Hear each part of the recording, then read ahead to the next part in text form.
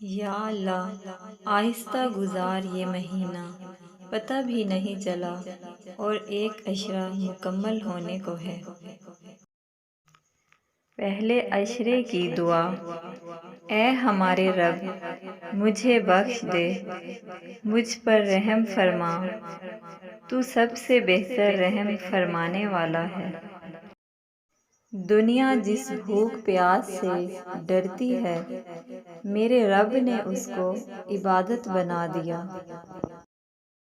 دعا کے تین پہلو ہوتے ہیں، یا تو قبول ہوتی ہے، یا آخرت کے لیے ذخیرہ کر لی جاتی ہے، یا مصیبت کو ٹال دیتی ہے مگر رد نہیں ہوتی۔